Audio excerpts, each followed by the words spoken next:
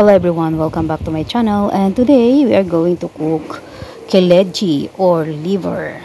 First, let us fry the onions. I chop the onions so that it can be easily cooked or fry.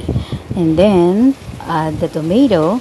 I also chop it so it will be easy to cook as well or to fry as well. We have to fry it as in well done. Luto na yung ating luto na ang ating sibuyas at kamatis. So kung mapapansin nyo, hiwalay yung mantika sa kamatis at sibuyas. Masarap yan kapag ganyan ang luto natin. Ngayon, lalagyan natin ng bawang at luya. Yan. Depende sa'yo kung ilan. Gagamitin ko ay paste kasi nga naggagawa kami ng paste. Homemade din yan. Garlic paste at saka ginger paste. Ayan. Haluin natin. Tapos, so, lagyan natin ng salt. Depende rin kung gaano karami yung gusto mong salt. Tapos, lagyan natin ng kaunting turmeric. Kaunting turmeric. Okay. At lagyan natin ng chili flakes. Or chili powder. Pwede rin. Pero mas gusto ko yung chili flakes. Haluin ulit natin. Tapos, ilagay natin ang ating thyme or kelechi ang tawag nila dito. Yan, haluin natin. At gusto ko rin lagyan ng patatas, pero actually, ito ay optional, okay? Hindi naman, ang karahay kasi hindi nila nilalagyan ng patatas. Pero gusto ko lang, kaya maglalagay ako ng patatas.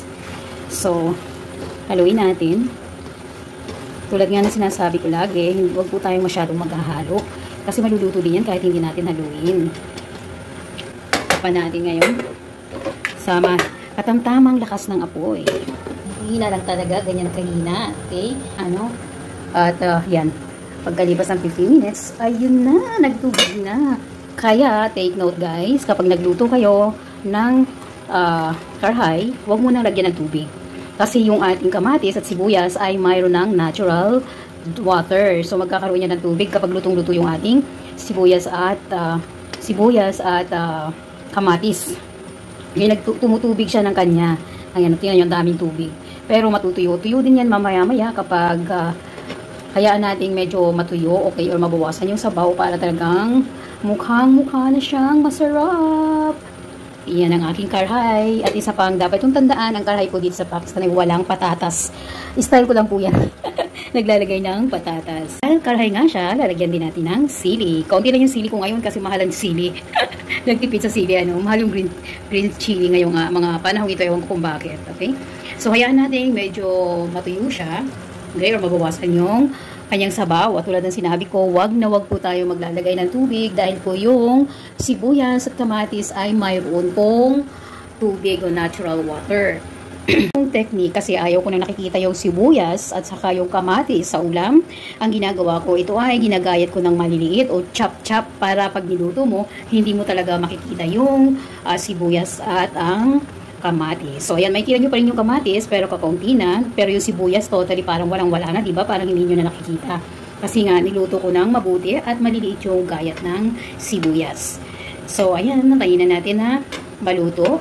Ulit na mga, hindi ko alam ang siguradong oras, pero titingnan-tingnan natin hanggang sa mabawasan nga yung tubig. Okay? Hayaan natin mabawasan yung tubig o yung sabaw.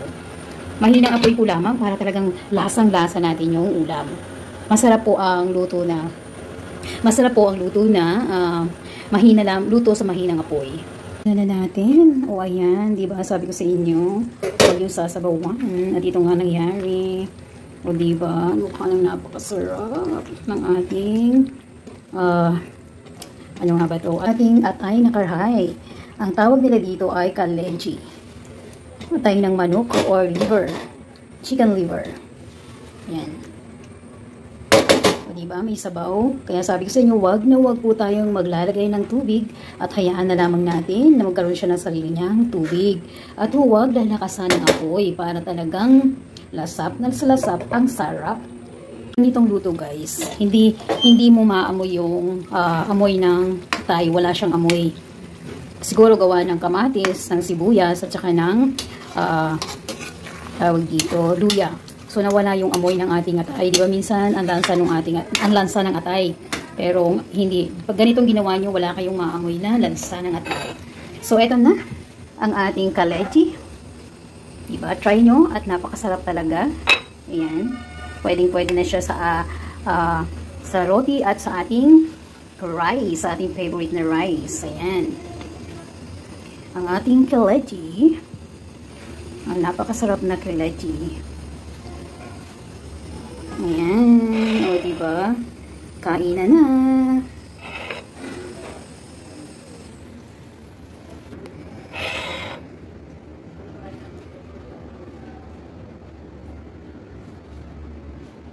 Natin ng garam masala para kasi yung garam masala mayroon yung paminta eh. So hindi ako naglagay ng paminta. So yung garam masala doon manggagaling yung ating paminta. Ito ay pinaghalong paminta at ng ating zero seeds. At lagyan din natin ng dahon ng coriander leaves or kenchay ang tawag natin dito. So lagyan din natin ng kenchay para talagang bonggang-bongga yung ating presentation.